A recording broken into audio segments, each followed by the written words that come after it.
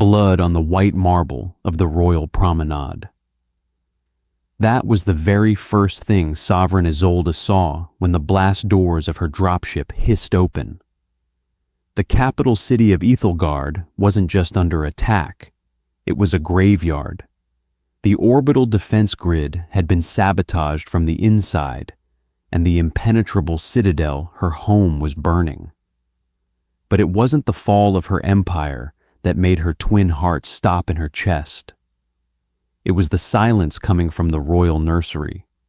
Her children were in the east wing, the same wing where the smoke was thickest. Isolde drew her ceremonial blade, her mind screaming a single terrifying thought. I am too late. The royal transport gilded crest tore through Corvus Prime's atmosphere at a velocity that threatened to shear its ablative armor clean off. Sovereign Isolde stood on the command deck, her knuckles white as she gripped the tactical console.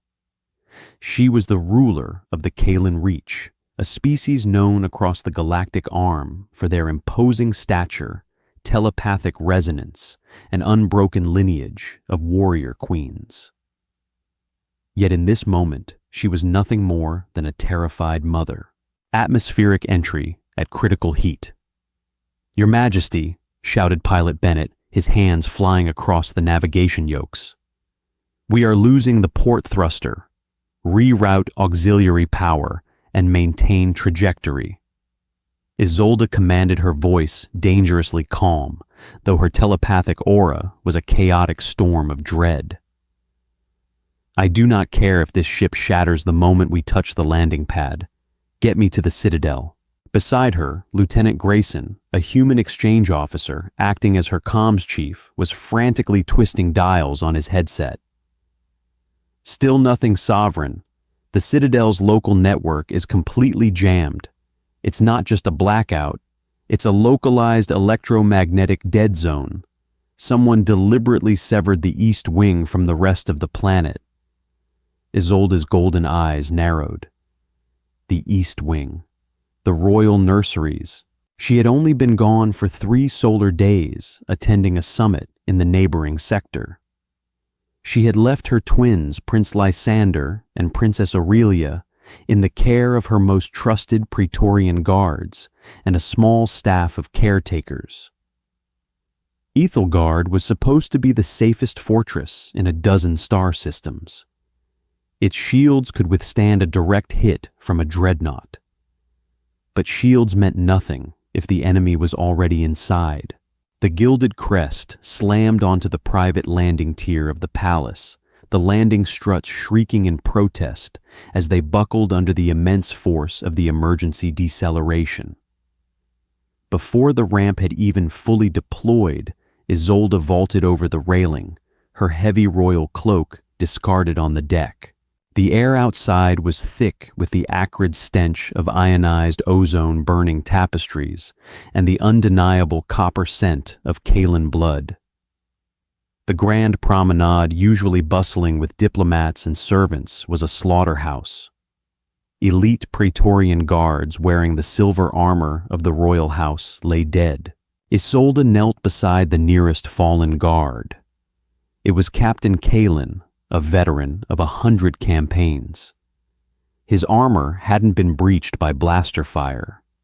Instead, his eyes were wide blood vessels ruptured, and his neural stalks, the sensitive appendages that allowed Kalen to communicate telepathically, were blackened and withered. "A neural scourge," Isolde whispered, a cold terror gripping her spine. "What is it, Majesty?"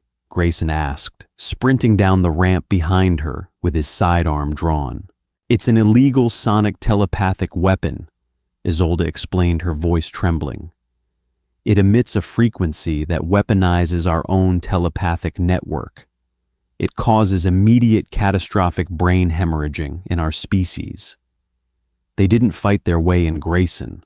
They walked in, triggered the scourge, and slaughtered my guards while they were paralyzed by their own minds." "Then who—" Grayson started looking toward the heavy Durasteel blast doors that led to the inner sanctum. Treason, Isolde snarled. Only High Command has access to the internal defense grid. Someone lowered the dampeners. She didn't wait for her remaining escort. Driven by a primal maternal fury, Isolde sprinted through the devastated corridors. She passed beautiful vaulted halls now scarred by plasma fire. She passed more bodies, nannies, tutors, minor nobles, all bearing the horrific hallmarks of the neural scourge. With every step, her hope fractured. The assassins had moved with terrifying efficiency, sweeping directly toward the nursery. Whoever orchestrated this wanted to end her bloodline entirely. They wanted her to return to a dead world and an empty throne. She reached the grand foyer of the East Wing. The massive gold-inlaid doors of the royal nursery had been blown off their hinges by a shaped breaching charge. Smoke poured from the dark gap like a dying breath. Isolde stopped. Her breath hitched. The silence emanating from the dark room was absolute. There was no crying, no telepathic hum of her children's brilliant minds, just the agonizing heavy quiet of a tomb. She gripped her blade tears, finally breaking through her stoic facade, and stepped into the smoke-filled nursery. 2 hours earlier, Thomas Wright dragged his mop bucket down the immaculate sunlit corridor of the East Wing. He was a human, 58 years old, with salt and pepper hair, a permanent limp in his left knee, and hands that were scarred and calloused. In the grand hierarchy of the Kalen Reach, humans were a curiosity, a structurally fragile, non-telepathic, short-lived species, mostly employed in maintenance logistics and heavy labor. Thomas liked it that way. He liked being invisible. He liked the quiet rhythm of polishing the marble floors, the gentle hum of the Citadel's climate control, and the distant melodic laughter of the royal twins. He was currently wiping down a crystalline vase near the nursery doors when he saw Commander Sterling marching down the hall. Sterling was a high-ranking Kalen military official, usually adorned in gleaming ceremonial armor. Today, however, he wore unmarked tactical gear. Behind him marched 12 figures, clad in heavy black void suits, carrying military-grade plasma carbines. Thomas kept his head down, scrubbing a spot on the floor, but his eyes tracked their movement in the reflection of the marble. Something was wrong. The guards' footsteps were synchronized heavy, combat spacing, and they were bypassing the standard security checkpoints. Suddenly, Sterling stopped at the entrance of the East Wing. He reached into his tactical pouch and pulled out a small metallic cylinder. He twisted the top, and a faint, almost imperceptible blue light pulsed from the device. Inside the nursery, the head nanny, a massive Kalen female named Vala, suddenly shrieked. It wasn't a sound of physical pain, but a psychic scream that echoed into the physical world. She dropped to her knees, clutching her head, her golden eyes rolling back. In the corridor, 2 other Kalen guards convulsed, dropping their weapons and collapsing to the floor, blood seeping from their ears and noses. Thomas felt nothing. To a human, a neural scourge was just a silent, inert piece of metal. Humans had no telepathic receptors. To Thomas, it just looked like a magic trick that was killing everyone around him. Sterling stepped over the convulsing bodies, unholstering his plasma pistol. "Sweep the rooms!" the commander ordered his assassins in a cold, guttural tone. "Leave none of the royal bloodline alive. The new regime begins today." Thomas froze behind a decorative pillar. His heart hammered against his ribs. The twins. They were in the playroom just beyond the shattered doors. Thomas had spent the last 10 years trying to forget who he was. He had buried his past in a shallow grave on a backwater human colony. He had traded his Terran orbital dropshock trooper armor for a janitor's jumpsuit. He had promised himself he would never again touch a weapon after the massacre at Helios Ridge. But as he heard the heavy boots of the assassins marching toward the room where 4-year-old Lysander and Aurelia were hiding something inside, the old human snapped. It wasn't a conscious decision. It was the awakening of a buried, terrifying instinct. The Kalen thought humans were weak because they couldn't read minds. They didn't understand that humanity's greatest weapon was an adrenaline-fueled, hyper-violent survival instinct, forged in the brutal gravity of Earth. Thomas quietly snapped the wooden handle of his mop over his knee. He didn't have armor. He didn't have a gun. He had a jagged piece of wood, a bucket of caustic cleaning solvent, and 30 years of specialized close-quarters combat experience. The last assassin in the formation paused near Thomas's pillar to check his rifle battery. Thomas stepped out of the shadows. He didn't make a sound.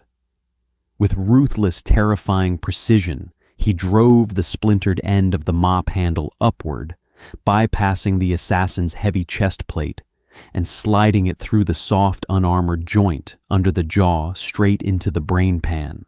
The alien gurgled its eyes going wide. Before the body could even hit the floor, Thomas caught the falling plasma carbine, stripped the dead man's combat knife from its sheath, and dragged the corpse into the shadows. He checked the weapon. Full charge. All right, Tommy.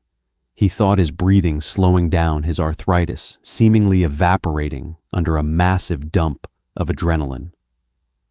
Time to go to work.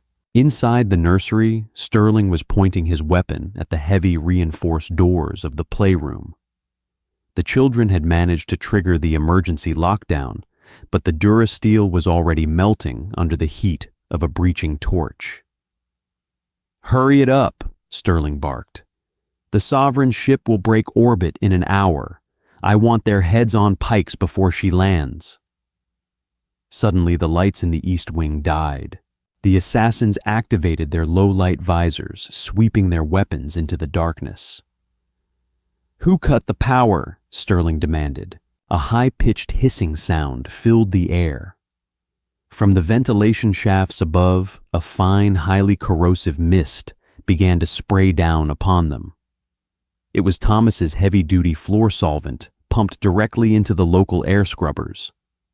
It wouldn't melt through their armor, but as it settled on their visors, it immediately began to eat away at the optical sensors blinding them. "Contact! We are blinded!" one of the assassins yelled, clawing at his ruined visor.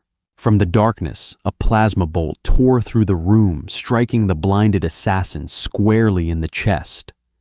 The superheated energy punched through his armor, dropping him instantly. "Return fire! Return fire!" Sterling screamed, firing blindly into the shadows. Plasma splashed against the walls, igniting the beautiful drapery and melting the priceless Kalen artwork.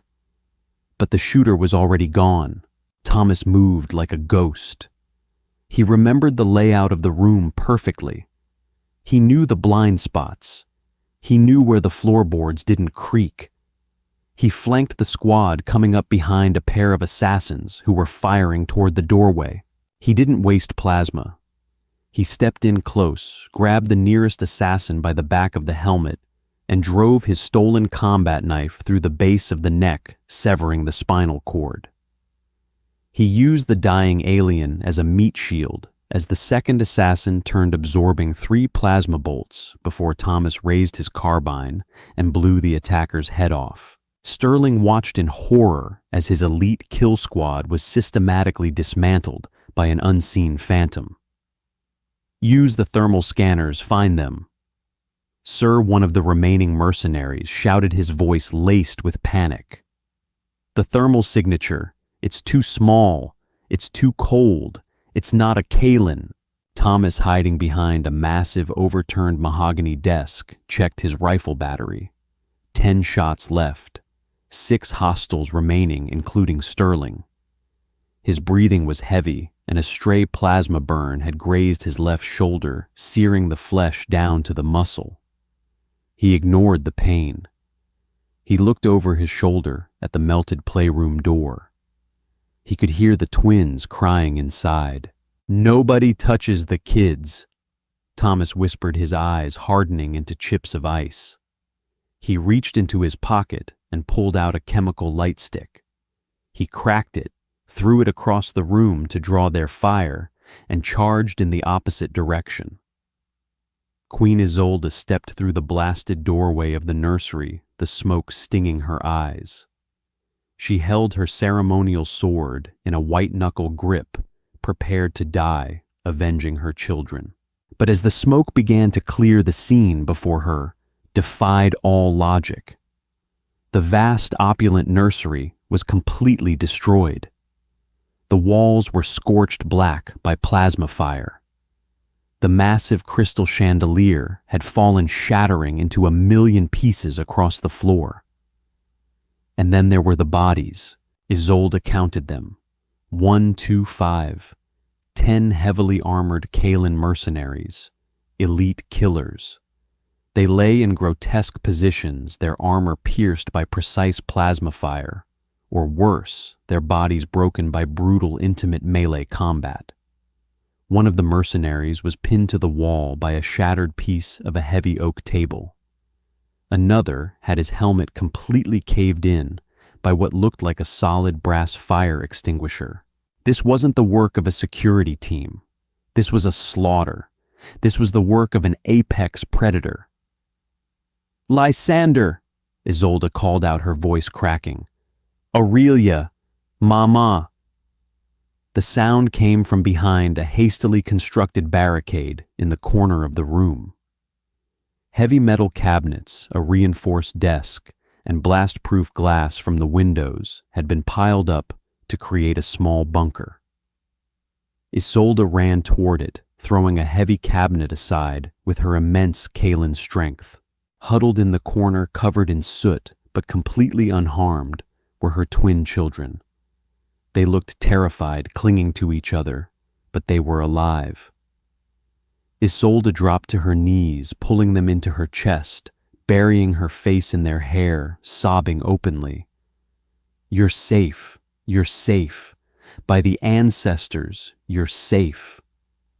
"He protected us, Mama," Lysander whimpered, pointing a trembling finger toward the center of the room.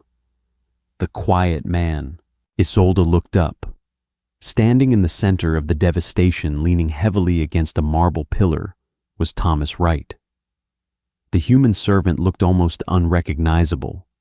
His gray jumpsuit was drenched in Kalan blue blood and his own red blood. His left arm hung limply at his side, severely burned by a plasma grazing. In his right hand, he held a Kalan combat knife, its edge dulled and chipped from striking armor. At his feet lay the body of Commander Sterling. Sterling's armor was practically untouched by weapons fire. Instead, his neck was twisted at an impossible, grotesque angle. Isolde stood slowly, her children clinging to her legs. She stared at the frail 58-year-old human who cleaned her floors. The man who apologized when he bumped into a table. The man the Kalan nobility treated as an invisible pet. "Thomas," Isolde whispered, utterly bewildered.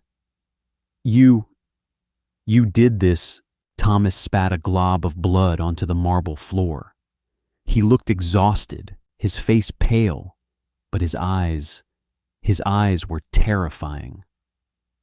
The deferential, subservient gaze was gone. In its place was the cold, calculating stare of a veteran who had stared into the abyss and smiled. "They brought a telepathic jammer. Your Majesty," Thomas said, his voice raspy, devoid of any royal titles or formal inflection.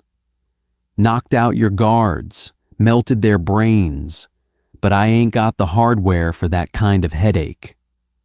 He slowly limped over to Sterling's body, reached down, and ripped the neural scourge device from the dead commander's belt, tossing it to Isolde. 12 of them, Isolde said, looking around the room. These are Vornak Syndicate mercenaries. Sterling hired the best. And you killed them all, with a mop and a knife. Thomas let out a dry, humorless chuckle. I had a plasma carbine for a bit, but the battery died. Had to improvise. Humans are good at that. Isolde stepped closer, her telepathic senses finally recovering from the shock. She reached out with her mind, expecting to feel the void that humans usually presented. Instead, she felt a tidal wave of suppressed trauma, tactical genius, and a terrifying icy rage that made her physically step back.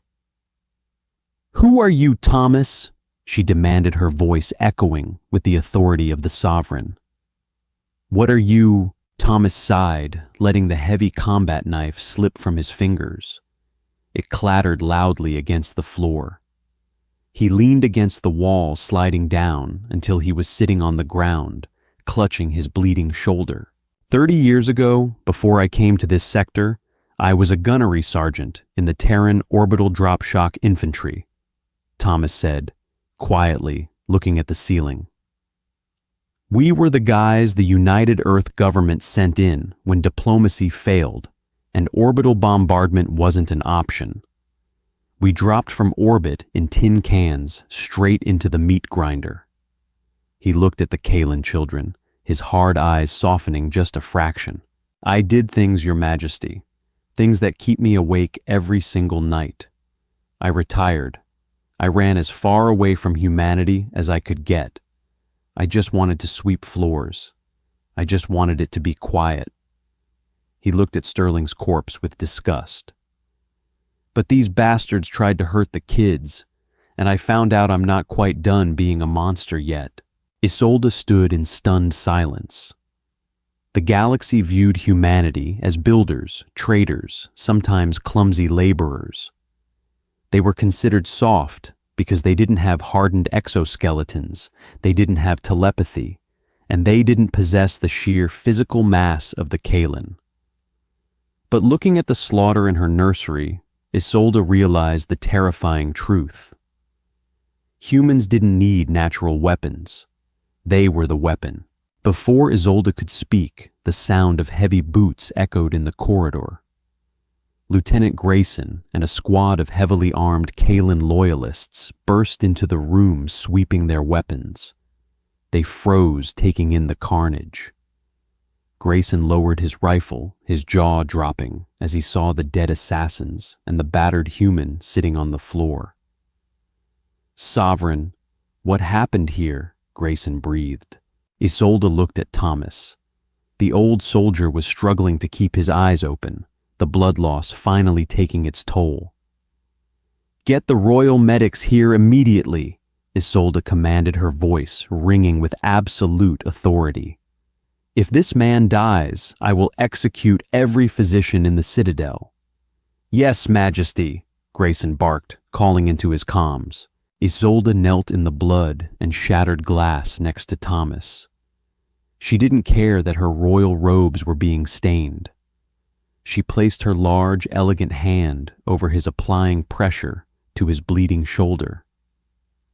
You are no monster, Thomas Wright, she said softly, ensuring he heard her before he passed out. You are the shield of the Kalen Reach, and from this day forward, no human will ever be looked down upon in my empire again. Thomas managed a weak, blood-stained smile.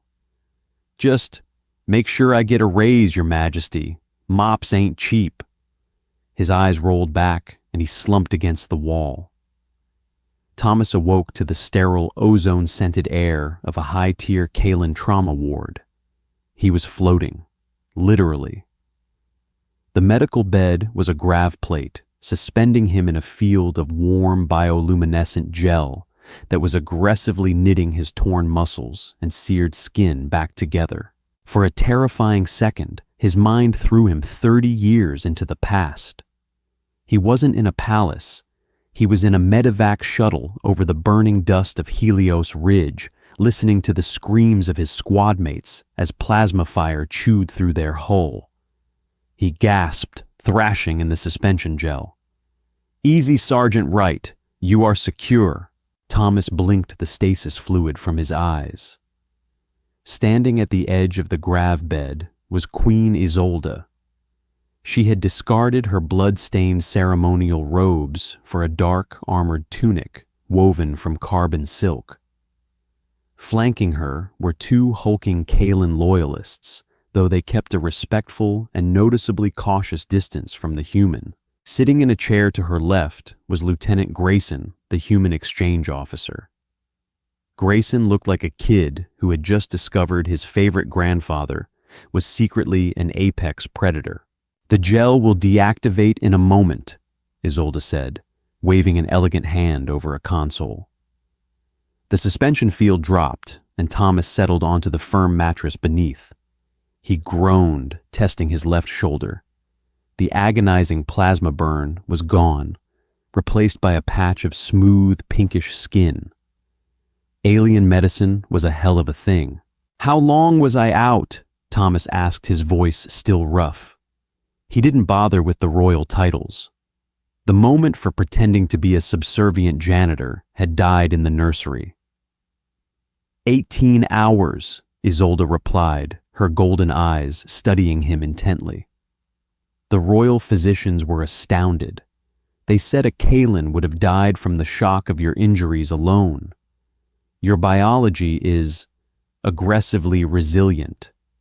Your cellular regeneration practically fought the medicine to heal you on its own terms. "We're stubborn like that," Thomas grunted, sitting up and swinging his legs over the edge of the bed. He looked at Grayson. "The kids, Prince Lysander and Princess Aurelia, are safe, Sergeant," Grayson answered quickly, sitting up straight. "They are in a secure bunker beneath the citadel.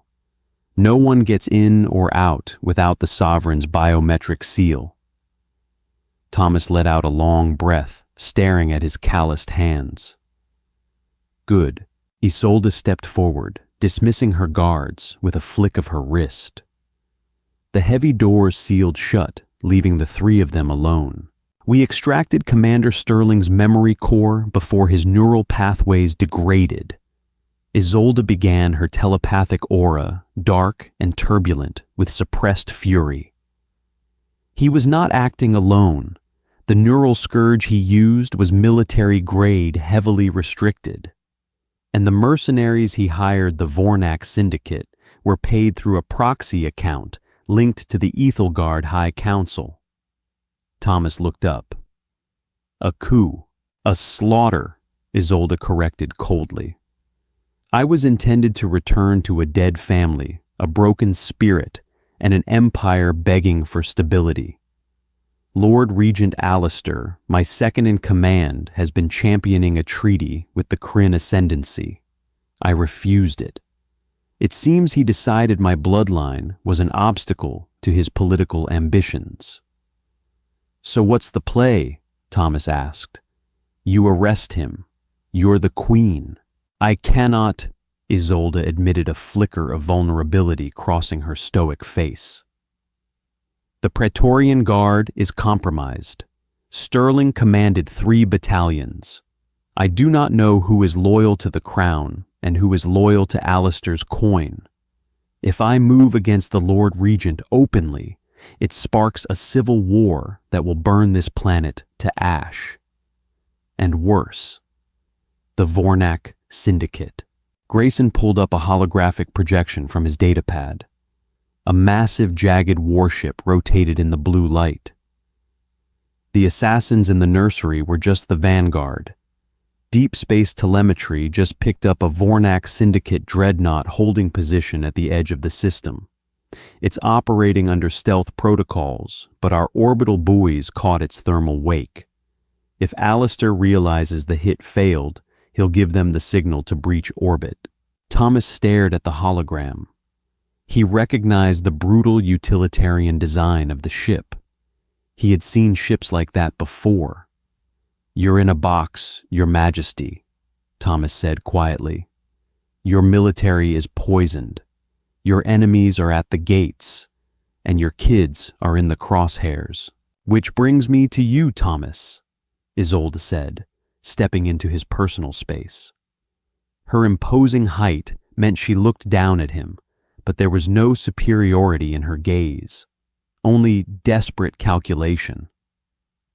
"I researched your personnel file, the real one, not the forged civilian records you presented to my labor ministry."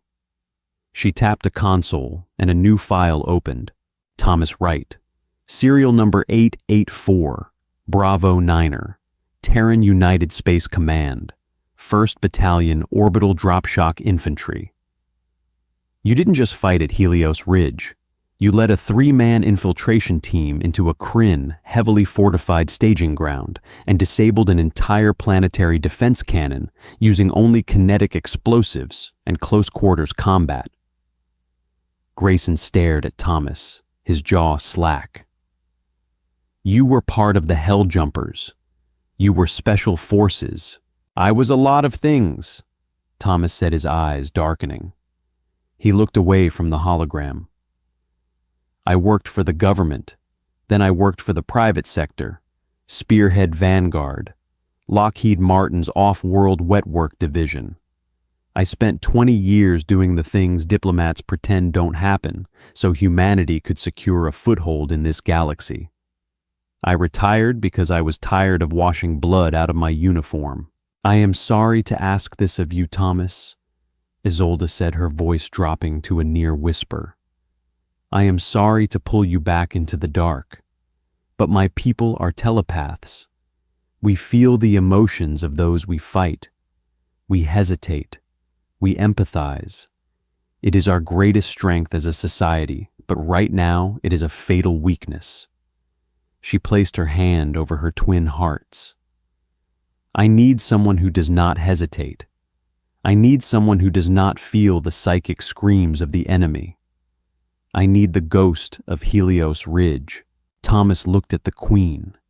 He saw a mother backed into a corner. He remembered the terrified faces of the twins hiding behind that barricade. He closed his eyes, taking a deep breath. When he opened them, the tired old janitor was gone. "Lieutenant Grayson," Thomas barked, his voice suddenly carrying the sharp, undeniable authority of a gunnery sergeant. Sir Grayson snapped to attention by pure instinct. "Contact the Terran embassy. Tell them we need access to the diplomatic black site vault. I know for a fact General Dynamics ships their ambassadors with a break glass in case of war crate." Thomas stood up, rolling his newly healed shoulder. He looked at Queen Isolde. "You want a monster, Your Majesty, fine. But we do this my way. No stun batons. No honorable duels. We're going to teach the Ethelgard High Council why humanity was quarantined for our first century in space." The war room of the Citadel was a masterpiece of Kalan architecture, vaulted ceilings inscribed with the names of 1,000 victorious generals. Right now, it felt like a tomb. Lord Regent Alistair stood at the head of the holographic tactical table, flanked by 3 heavily armored Praetorian commanders. Alistair was an older Kalan, his silver neural stalks indicating advanced age and immense telepathic power. He wore robes of midnight blue, and his face was set in a mask of calculated grief. "The sovereign is sequestered in the medical wing," Alistair announced to the assembly of terrified ministers. "The tragedy in the East Wing has shattered her mind. She speaks of phantoms and shadows. Until she recovers, I am invoking the Regency Protocol. The military falls under my command." Murmurs of assent and fear rippled through the room. "First order of business." Alistair continued, his golden eyes narrowing. "Lower the planetary defense grid. We need to allow the Vornak Syndicate medical and relief ships to enter orbit to aid in our... The heavy durasteel doors of the war room didn't just open. They were violently blown inward by a directed-shaped charge. The massive doors slammed into the marble floor with a deafening crash, kicking up a cloud of pulverized stone. The Praetorian commanders instantly drew their plasma sabers, the hum of superheated energy filling the room. Through the dust, two figures walked in. Queen Isolde strode forward, radiating a telepathic aura so intensely furious that several minor ministers collapsed to their knees, clutching their heads. She wore her full combat armor, the silver plating gleaming her ceremonial longsword resting on her hip. But it was the figure beside her that made the Praetorian guards freeze. Thomas Wright was unrecognizable. He was no longer wearing a gray jumpsuit. He was clad in United Space Command heavy assault armor. The plating was matte black, designed to absorb light and radar. His helmet was tucked under his arm, revealing a grim, scarred face. Over his right shoulder hung a massive, ugly piece of machinery, a General Dynamics M76 heavy magnetic accelerator rifle, a railgun. Regency protocol denied Alistair. Isolde's voice boomed, amplified by the acoustics of the hall. Alistair recovered his composure quickly, though his eyes darted nervously to the heavily armed human. Sovereign, you are unwell. The trauma of losing your children.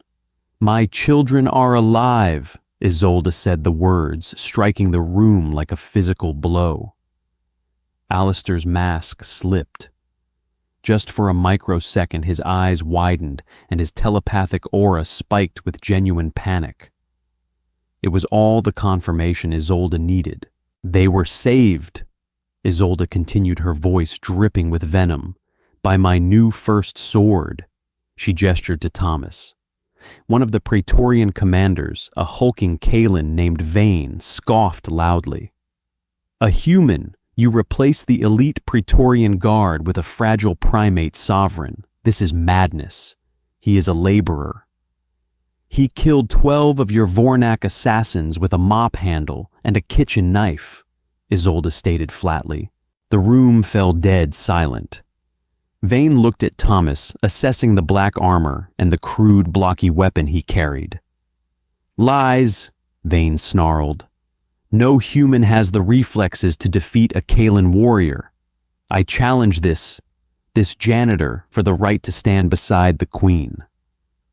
Thomas didn't say a word. He didn't adopt a martial arts stance. He simply dropped his helmet to the floor. Vane ignited his plasma saber and lunged, moving with terrifying speed. To the alien eye, he was a blur of silver armor and burning blue energy. To Thomas, who had spent decades fighting hyperkinetic insectoid races in zero gravity, Vane telegraphed his strike a mile away. As Vane swung the saber down to cleave Thomas in two, the human simply stepped slightly to the left. The plasma blade hissed past his ear, searing the air. Before Vane could correct his momentum, Thomas brought the heavy steel stock of the M76 railgun up in a brutal, bone-shattering arc. Crack. The reinforced steel smashed directly into the soft, unarmored cluster of neural stalks at the back of Vane's neck. Vane didn't even scream. The sheer trauma to his nervous system instantly shut off his brain. The 9-foot-tall Kalen warrior collapsed in a heap of useless armor, his plasma saber skittering across the floor. The fight had lasted exactly 2 seconds. The other 2 Praetorians stepped back, their weapons trembling. Thomas racked the charging handle of the railgun. The magnetic coils whined as they spooled up a terrifying high-pitched shriek that promised absolute destruction. He leveled the barrel at Lord Regent Alistair. Now, Thomas said, his voice a low, gravelly growl that cut through the silence. Who else has a problem with my resume? Alistair raised his hands, his face pale. This is an outrage. An alien holding a weapon to the Lord Regent guards. Kill him. None of the guards moved. They were looking at Vane's unconscious body, and then back to the human who was currently aiming a weapon capable of punching a hole through a tank directly at their boss. Lord Alistair, Isolde said, stepping forward. You are stripped of your titles. You are stripped of your telepathic rights. You will be confined to the deep cells for high treason. You are too late, Isolde, Alistair spat, dropping the facade. He tapped a hidden sequence on his wrist gauntlet. The Vornak dreadnought in orbit was waiting for my signal. I just gave it. They are dropping drop pods into the city as we speak. They have orders to level the citadel. The citadel abruptly, violently shook. The sound of distant atmospheric sonic booms echoed through the thick walls. The invasion had begun. Alistair smiled a bloody, desperate smile. Your guards are dead or loyal to me. You have one human. You cannot stop an army. Thomas looked at the holographic tactical table. Red blips were multiplying rapidly across the map of the capital city. They were landing right outside the palace gates. He didn't panic. He reached up and tapped his earpiece, connecting to Lieutenant Grayson back in the secure comms room. Grayson, the package ready? Thomas asked. Ready, Sergeant Grayson's voice crackled back tight with adrenaline. I managed to override the Citadel's automated defense turrets. They're offline. But, sir, are you sure about this? Do it, son, Thomas ordered. Thomas turned to Queen Isolde. Your Majesty, I suggest you get your ministers behind the blast doors. What did you do, Thomas? Isolde asked, watching the human calmly strap his helmet onto his head. The visor polarized, turning into a featureless black void. The Vornak use energy shields, right? Thomas's voice was now mechanically altered by the helmet sounding cold and metallic. Energy shields are great against plasma and lasers. They dissipate heat, but Earth never adopted plasma weapons. We stuck with kinetics. We use heavy solid slugs traveling at Mach 7. He checked the power gauge on his railgun. Energy shields don't stop a 50 caliber tungsten round. They try to absorb it, and the kinetic feedback overloads the generator and cooks the guy inside his own armor. Outside the war room, the massive front gates of the Citadel exploded inward. Hundreds of heavily armed Vornak mercenaries began pouring into the courtyard, expecting no resistance from the deactivated automated turrets. I had Grayson reroute the power from your turrets, Thomas said, walking toward the shattered doors of the war room, heading straight toward the invading army alone. I told the United Space Command Embassy that an allied head of state was under attack. They gave me access to the orbital strike platform. He paused, looking back at the terrified Lord Regent.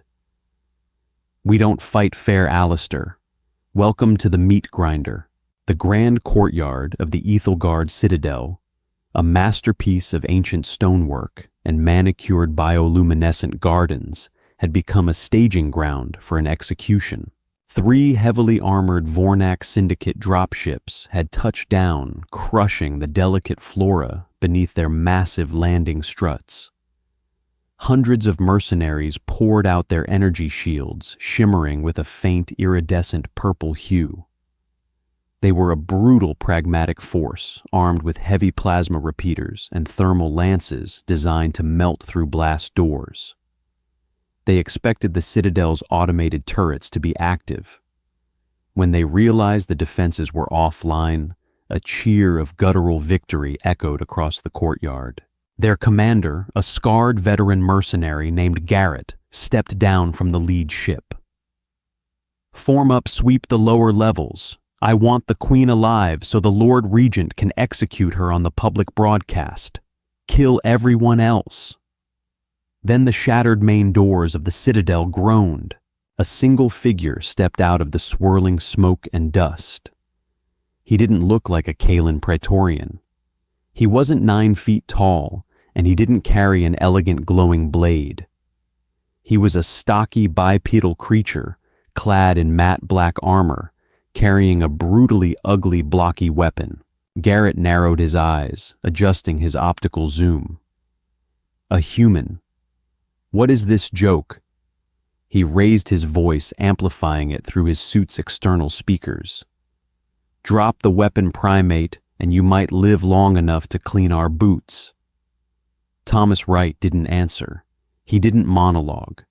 He simply raised the General Dynamics M76 railgun, planted his boots firmly on the marble steps, and pulled the trigger. The sound was not a civilized hum or a fiery pew. It was a deafening, thunderous crack that broke the sound barrier, instantly accompanied by a blinding flash of displaced air. A .50 caliber depleted uranium slug left the barrel at Mach 7. It crossed the courtyard in a fraction of a millisecond. It struck Garrett's second-in-command squarely in the chest. The Vornak's advanced energy shield flared a brilliant, blinding white as it attempted to absorb the massive kinetic transfer. But shields were built to dissipate thermal energy and laser cohesion. They were not built to stop the sheer brute force momentum of solid metal moving at hypersonic speeds. The shield generator on the mercenary's back violently overloaded, detonating like a localized bomb. The kinetic round punched through the failing shield, through the heavy armor plating, and out the mercenary's back, tearing a hole the size of a dinner plate. The unfortunate alien was thrown backward with such force that he shattered the stone fountain behind him. The courtyard plunged into stunned silence. The Vornak mercenaries stared at their dead lieutenant, trying to process what had just happened. Thomas racked the charging handle, the magnetic coils screaming as they spooled up the next round. 1, he counted quietly over his private comms channel. "Open fire!" Garrett screamed, terror finally breaking through his arrogant facade. "Burn him to ash!" A storm of green plasma erupted from the Vornak lines crisscrossing the courtyard. Thomas dove behind a massive collapsed stone pillar. The stone hissed and popped as superheated plasma bit into it, turning the ancient rock into molten slag. The heat inside his armor spiked the internal cooling fans, roaring to life. He leaned out from cover, the M76 tracking targets with ruthless efficiency. Crack. Another mercenary folded in half his shield, bursting into a shower of sparks. Crack. A heavy weapons specialist on a transport ramp was thrown violently into the bulkhead dead before he hit the ground. "Flank him," Garrett ordered, pointing toward the left garden. "He's only one man overwhelm his position." A squad of 20 mercenaries broke off, utilizing their jump jets to bound across the courtyard, seeking to get an angle behind Thomas's pillar. Inside the Citadel's comms room, Lieutenant Grayson's voice crackled frantically in Thomas's ear. "Sergeant, you have 20 hostiles pushing your left flank. They're moving too fast. Your weapon's fire rate can't keep up." "I know, kid." Thomas grunted, dropping an empty magazine and slapping a fresh block of tungsten slugs into the railgun. "Is the package in position?" "Targeting data confirmed. The United Space Command orbital platform Zeus is holding geostationary orbit directly above your coordinates. But sir, the blast radius..." "I'm in shielded cover," Thomas said, his voice ice cold. "Execute the DARPA protocol. Drop the rods." In the cold vacuum of space, 300 miles above Corvus Prime, a heavily classified unlisted satellite belonging to the Terran military opened its ventral bay doors. It didn't fire lasers. It didn't launch missiles. It simply dropped 3 solid tungsten telephone poles, each weighing 20 tons. Known in ancient military history as Project Thor, or the rods from God, it was a weapon of pure kinetic devastation. Gravity did all the work. Impact in 3, 2, 1. Grayson counted down. Thomas curled into a tight ball behind the stone pillar, bracing his arms over his helmet. The sky above the courtyard didn't just light up, it tore open. A terrifying shrieking howl ripped through the atmosphere, louder than any thunder, as the tungsten rods superheated the air around them into plasma trails. The Vornak mercenaries looking up barely had time to register the streaks of fire descending from the heavens. The impact was apocalyptic. The rods struck the courtyard with the force of a tactical nuclear weapon, but without the radiation. The shockwave visibly rippled through the air, shattering every remaining pane of glass in the citadel's forward wings. The ground heaved violently, throwing mercenaries into the air like discarded toys. The 3 Vornak dropships were instantly vaporized, crushed flat against the bedrock, their reactor cores imploding from the sheer kinetic shock. Dust pulverized stone, and smoke swallowed the world. The sound of ringing deafened all comms. Slowly, agonizingly, Thomas uncurled himself. His armor's diagnostic HUD was flashing red with warnings about concussive damage and compromised seals, but he was alive. The massive stone pillar had absorbed the worst of the lateral shockwave. He stood up his boots, crunching on glass and bone. The smoke began to thin, whipped away by the roaring fires. The courtyard was gone. In its place was a massive glowing crater of glassed stone. Of the hundreds of elite Vornak mercenaries, nothing remained but scattered smoking pieces of armor. Thomas lowered his weapon, his breath ragged. "Package delivered, Grayson." He coughed into the comms. "Vanguard neutralized." "Copy that, Sergeant," Grayson replied, though his voice was trembling. "But we have a bigger problem." Before Grayson could explain, the ambient light in the courtyard suddenly dimmed. Thomas looked up through the dissipating smoke. The sky above Ethelgard was normally a brilliant deep violet. Now it was being blotted out by a shadow so massive it defied comprehension. Descending slowly through the upper atmosphere was the Vornak dreadnought, the Leviathan. It was 3 miles of jagged black metal, bristling with heavy plasma batteries and launch bays. Without the Citadel's planetary defense shield to keep it at bay, the massive warship had entered low orbit, positioning itself directly over the capital city. A deafening synthesized voice boomed from the ship, echoing across the entire valley. "Ethelgard Citadel, this is the Vornak Syndicate. You have destroyed our vanguard. We will now reduce your royal palace to a crater. Surrender the Queen within 5 minutes, or we will initiate an orbital glassing. You cannot stop us." The heavy blast doors behind Thomas hissed open. Queen Isolde stepped out into the ruined courtyard, her silver armor catching the flickering light of the fires. Her golden eyes tracked up to the massive ship hanging in the sky. Her expression was a mix of awe and profound, helpless rage. "They intend to burn the city," Isolde whispered. "Millions will die."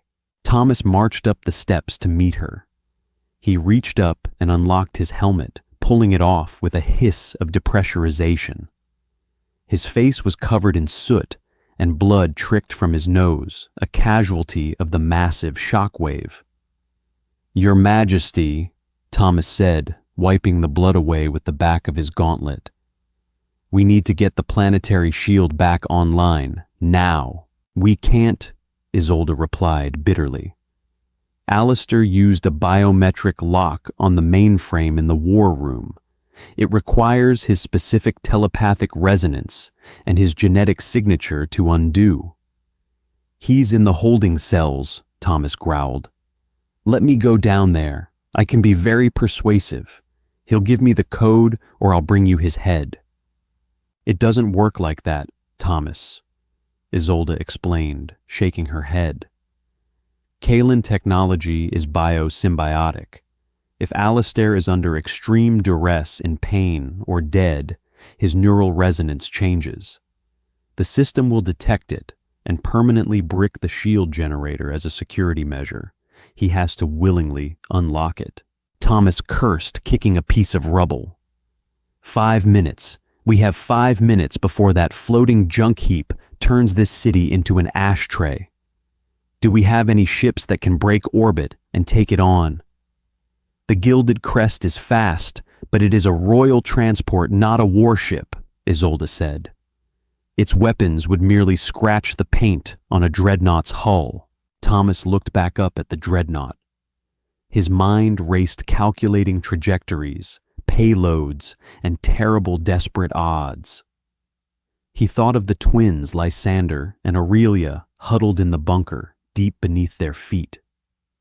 He thought of his vow to never let another child burn because he didn't do enough. "Raytheon," Thomas muttered.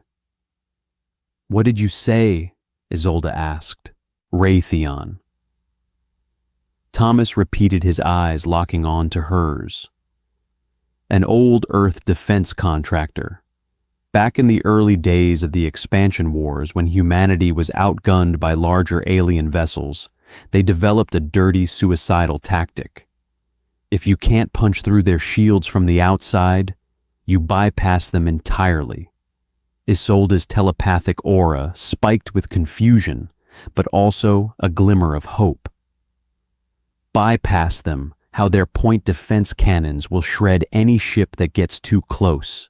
"Not if the ship is cloaked," Thomas said. "Does the Gilded Crest have a stealth drive?"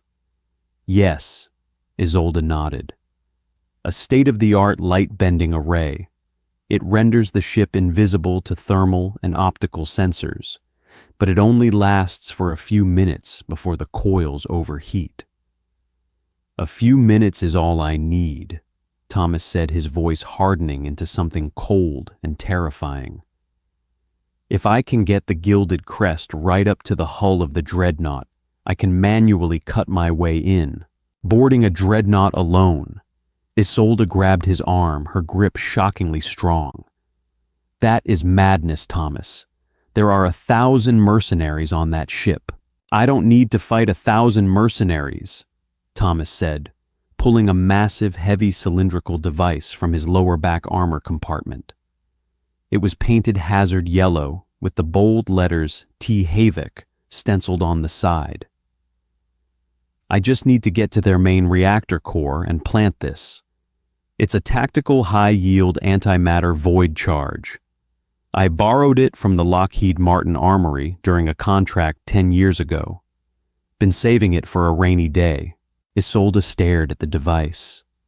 She could sense no telepathic energy from it, but the sheer destructive potential of antimatter was universally understood. "If that detonates inside their shields, the feedback loop will tear the ship apart from the inside out," Isolde reasoned. "But how will you get off the ship in time?" Thomas didn't answer. He just looked away toward the landing pads. Isolde realized the truth immediately. Her heart ached. "It is a one-way trip. It's the only play we have, Your Majesty," Thomas said softly. "You need to stay here, command your people, keep Alistair secured. When that ship blows, there's going to be a hell of a light show." He turned to walk toward the hangar, but Isolde stepped in front of him, blocking his path. "You are a human," Isolde said, her voice dropping an octave, echoing with royal command. "You came to my world to sweep floors. You have already bled for my children. I will not allow you to die for my empire." With respect, Queen Isolde, Thomas said, his jaw setting stubbornly. You can't stop me. I know, she said, and then seamlessly she drew her glowing silver longsword. Thomas instinctively reached for his railgun, but Isolde didn't point the blade at him. Instead, she brought the hilt to her forehead in a traditional Kalan salute, a gesture reserved only for equals. Which is why I am coming with you, she stated. Thomas blinked, completely caught off guard. What? No, absolutely not. You are the sovereign. If you die, if I stay here and my city burns, I am a queen of ashes. Isolde interrupted, her eyes flashing with a terrifying, beautiful ferocity. This is my world. These are my people. I will not hide in a bunker while a human janitor sacrifices himself to save us. We board that ship together, Thomas Wright. You bring the bomb. I will bring the blade. Thomas stared at her. He saw the absolute, unbreakable resolve in her alien eyes. For the first time in 30 years, the grizzled, cynical hell-jumper felt a genuine smile tug at the corner of his scarred lips. All right, Your Majesty, Thomas said, slamming his helmet back onto his head, the visor polarized to black. Let's go steal a dreadnought. Pilot Bennett was sweating right through his flight suit. He sat in the cockpit of the Gilded Crest, his hands trembling on the control yokes. Behind him stood the two most terrifying beings on the planet, his sovereign clad in gleaming battle armor, and the human janitor, who was currently strapping a localized antimatter bomb to his chest like it was a canteen. The light-bending array is a fragile system. Majesty, Bennett stammered, running the pre-flight diagnostics. It wasn't designed for a combat drop. If we take even a glancing hit from debris, the cloaking field will shatter, and that dreadnought's point defense cannons will vaporize us in half a second. Then do not hit any debris, Bennett, Queen Isolde said evenly, drawing her plasma longsword and resting the humming blade over her shoulder. Take us up. Thomas slapped a fresh magazine of depleted uranium slugs into his railgun. Just get us into their blind spot, beneath the primary thruster array. The radiation interference from their own engines will blind their localized sensors. We jump the gap cut through the hull and walk right into their basement. Bennett swallowed hard. Jumping the gap, right, of course. The Gilded Crest lifted off the private landing tier, its sleek aerodynamic hull humming with immense power. As it cleared the burning towers of the Citadel, Bennett engaged the stealth drive. To the naked eye, the royal transport simply vanished, replaced by a slight shimmering distortion in the air. Inside the cockpit, the tension was suffocating. Through the viewport, the Vornak dreadnought. The Leviathan loomed like a jagged black moon. It was horrifyingly massive. Its underside was a maze of protruding plasma batteries, launch bays, and thick industrial piping. They are broadcasting the final countdown, Isolde noted, her golden eyes tracking the massive ship. 3 minutes until they glass the city. Punch it, Bennett, Thomas ordered. The cloaked transport shot upward, defying gravity, pulling punishing G-forces. They weaved through the smoke and the falling ash of the destroyed Vanguard. Proximity warning, Bennett whispered, his eyes glued to the instruments. We are entering their thermal exhaust radius. The hull temperature is spiking. The cloaking coils are overheating. Hold it together, Thomas muttered, staring at the rapidly approaching metal belly of the dreadnought. 200 meters. 100 meters, Bennett chanted, engaging magnetic docking clamps.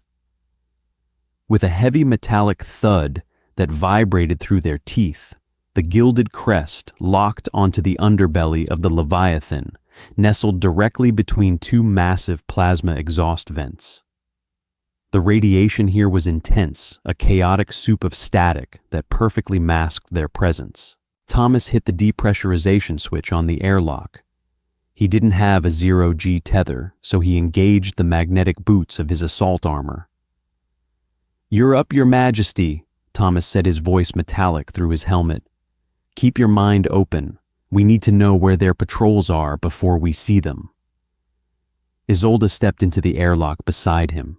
She closed her eyes, extending her telepathic aura out like a radar ping, piercing through the dense durasteel hull of the enemy ship. "I feel them," she whispered, her face tightening with disgust. "Hundreds of minds, brutal, greedy, panicked. But the lower engineering deck immediately above us is lightly staffed. 3 mechanics, no heavy guard." "Perfect," Thomas grunted.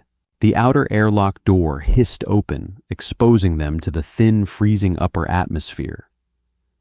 Thomas pulled a handheld thermal breaching torch from his belt. It was a vicious little tool burning at a temperature that made the sun look cool. He pressed it against the dreadnought's hull. Sparks rained down into the clouds below as the human cut a perfect circular hole through 3 feet of military-grade armor in under 30 seconds. He kicked the cut section inward. It fell with a loud clang onto the deck plates of the engineering sector. Thomas dropped in first, his railgun raised. Isolde landed silently behind him, her movements possessing a fluid feline grace that belied her massive height. They were in a dimly lit cavernous access corridor. Thick bundles of fiber optic cables and glowing coolant pipes lined the walls. Down the hall, 3 Vornak mechanics in heavy hazard suits turned around, startled by the noise of the breach. Before they could even reach for their communication radios, Isolde moved. She didn't run. She surged forward like a silver blur. Her plasma sword ignited with a sharp hiss. In one seamless, beautiful arc, she swept the blade through the first 2 mechanics, severing their weapons and their life support rigs in a single stroke. The 3rd mechanic lunged for an alarm panel. Thomas fired a single, silenced kinetic dart from his wrist launcher. It pinned the alien's hand to the bulkhead an inch away from the alarm button. Isolde finished the job with a brutal pommel strike to the Vornak's helmet, knocking him cold. "Clear," she breathed, deactivating her blade to reduce their thermal footprint. Thomas walked up to the unconscious alien and ripped the security keycard from his belt. "Not bad, Your Majesty. You ever think about joining the Hell Jumpers?" Isolde offered a faint, dangerous smile. "Lead the way, Sergeant." According to the schematics downloaded from the unconscious mechanic, the primary reactor core was 5 decks up, buried deep within the dreadnought's fortified center. They moved through the alien vessel like phantoms. This was the ultimate synergy of human tactical brilliance and Kaelan telepathic dominance. Queen Isolde acted as a living radar system, pushing her consciousness outward to sense the intent of approaching patrols. "Squad of 6 approaching," Isolde whispered, pressing her back against a massive coolant pipe. "They are complacent. Let them pass," Thomas signaled, melting into the shadows. For 20 agonizing minutes, they ascended through the labyrinthine bowels of the Leviathan, leaving a silent trail of bypassed security doors and quietly neutralized stragglers. But as they reached the blast-proof corridor leading to the main reactor room, their luck evaporated. The minds inside, Isolde warned, her golden eyes widening. Shielded, hardened, I cannot read their intent, only malice. Vornak heavies, Thomas diagnosed, checking his railgun. Cybernetically enhanced shock troops, pain receptors stripped out. How many? 10, Isolde said. And the ship's commander, Garrett. He is coordinating the orbital strike. The countdown is at 90 seconds. Time's up, Thomas growled, unholstering the heavy cylinder of localized antimatter. He set the T-Havoc timer to 60 seconds. I blow the doors. You go for the commander. Cut the head off the snake. I'll draw the heavy's fire and plant the package. Thomas pulled a shaped breaching charge, slapped it onto the heavy maglocks of the reactor door, and detonated it. The Durasteel doors blew inward with a deafening roar. They breached simultaneously, stepping into a terrifying monument to alien engineering. The reactor core was a massive spinning pillar of superheated plasma, bathing the room in blinding violet light. The Vornak heavies were waiting. They were walking tanks in ablative siege armor, wielding rotary plasma cannons. High above on a catwalk stood Commander Garrett behind a localized energy shield. "Tear the primate apart!" Garrett roared. Thomas hit the slick grated floor, sliding behind a command console, just as green plasma melted the air where his head had been. He popped up, unleashing a hypersonic barrage from the M76. The depleted uranium rounds tore through the room. A concentrated burst to their knee joints sent 3 heavies crashing to the floor, cybernetics sparking wildly. Isolde was a force of absolute nature. Anticipating their firing arcs telepathically, she vaulted a railing, dropping directly onto the shoulders of a Vornak heavy. She drove her humming plasma sword straight down through his collarbone, using his dying body as a meat shield against the crossfire. "Covering fire!" Thomas shouted, sprinting toward the central reactor column. A glancing plasma bolt caught him in the ribs, shattering his armor plating. He tasted blood, but adrenaline overrode the agony. He dragged himself to the primary coolant intake. "The intake is bio-locked," Garrett laughed. "You cannot breach the core without a Vornak genetic signature." "I don't need a genetic signature," Thomas spat. "I have a .50 caliber railgun." He jammed the barrel against